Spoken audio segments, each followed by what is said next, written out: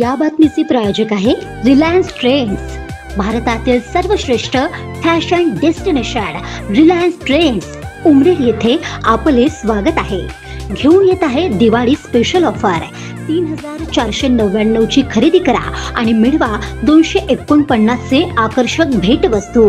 4999 ची खरेदी करा आणि मिळवा 449 चे आकर्षक भेटवस्तू। 7999 ची खरेदी करा आणि मिळवा 999 चे आकर्षक भेटवस्तू। शर्ती लागू।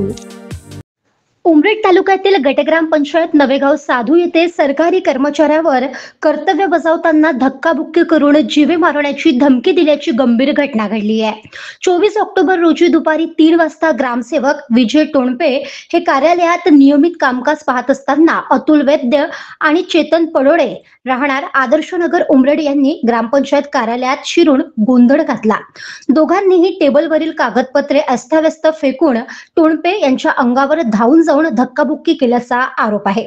एवढ्यावरच न थांबता अपशब्दात शिवीगाळ करत तू कशी काय नोकरी करतो, तुला पाहून घेतो अशी धमकी दिल्याचे तक्रारीत नमूद आहे।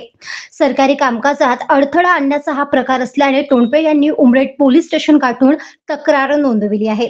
तक्रारीनंतर आरोपी अतुल वैद्य आणि चेतन पटोळे विरुद्ध कलम 132 352 351 2 35 अन्वये गुन्हा दाखल करण्यात आलाय।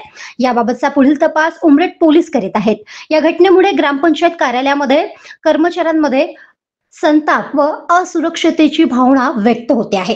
या प्रकरणाबाबत ग्रामसेवक विजय टोणपे यांनी दिलेली प्रतिक्रिया पाहूयात। महादर्पण न्यूज करिता भूपेश पाठराबे, उमरेड।